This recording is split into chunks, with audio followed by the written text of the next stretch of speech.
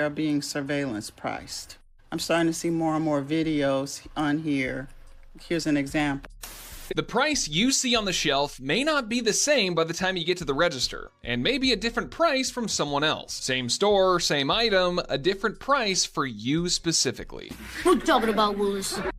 Surveillance pricing has to be one of the most predatory business practices that's currently taking place, because what do you mean I can go onto Walmart.com or any grocery store website and type in a specific product or item and I could be charged $4.50 for it? Things had a fixed price. Well, that's a thing of the past. We now have dynamic pricing. The prices you see are calculated in real time using your data, your location, your device, and how badly the algorithm thinks that you need it. This is surveillance capitalism in action. Your data isn't just sold to advertisers. It is used to charge you the maximum that you are willing to pay. So the next time you hear someone say, "I got nothing to hide, why do you care about data and privacy?" This is just one of the collective prices that we all have to pay.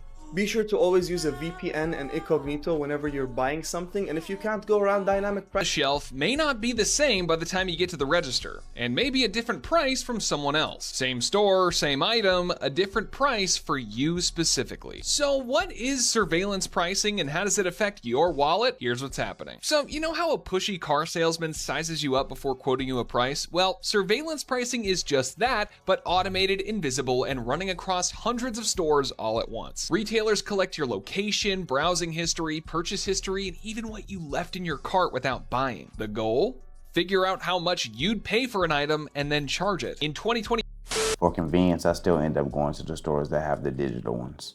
And I have experienced a higher price on certain items that I frequently get. Literally witnessed this brand and all these other 10 snack size bars change from $2.50 to $3.16. It started glitching and I thought, what in the world? Because I had noticed that it was $2.50 when I come down this aisle.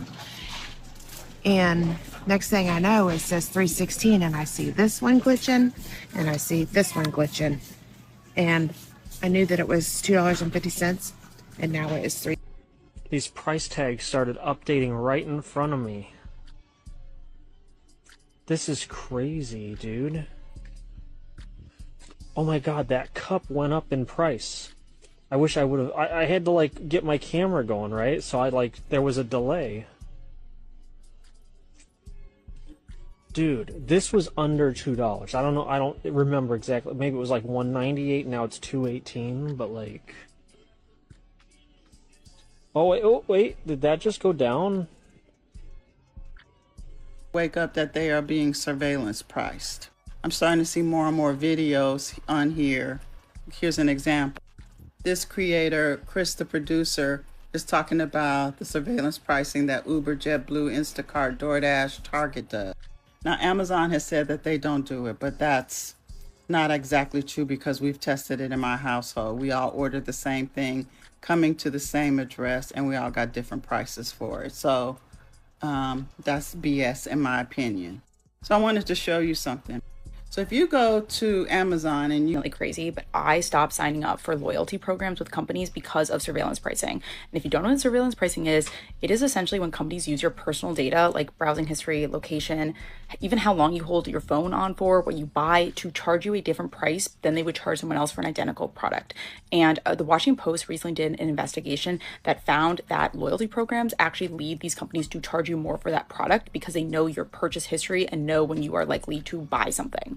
And with the rise of AI, it has become even more prevalent and easier for companies to employ surveillance pricing or dynamic pricing. About the surveillance pricing, like at Walmart.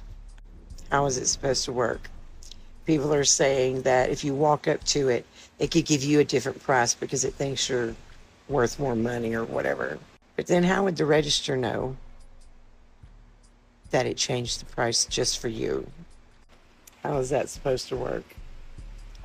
You got states that are completely saying, oh, you're not going to do that in this state, but how would it even be possible? And say I was walking up to something that I wanted, And So when you're in an aisle like this, that there's a million light bulbs and I'm looking for one specific one, on the Walmart app, you can have the product you're looking for flash the price tag to find it. Let me show you. So you see, there are so many options and I'm not going to spend like an hour looking for the one I want. It knows by my location where I'm at. So I'm going to put aisle I-19. I am in the aisle already, so I'm going to put flash price tag down here. Oh, and there it is. So much easier to see in person. It's flashing a stark blue neon light. The biggest companies in the world are spying on us to scam us. And I'm running a bill to ban that practice here in Colorado. The corporate lobby is lying to my colleagues in an attempt to kill it, and I can prove it. They're circulating this memo, claiming that the bill bans personalized discounts, loyalty rewards programs, close the deal offers. But none of this is true. It is a lie. And if you look at the text of the bill, you could see that. A discount from a previously offered price is not covered by this bill. Loyalty. Digital pricing is real. I go to the store all the time to buy these frozen bananas. Basically, they're 2 for $6, right? So, and if I go at a different time, the bananas are $6. I see this shit actually in the stores that I shop in. I try to avoid it and go to other stores, the ones that still have the paper tags.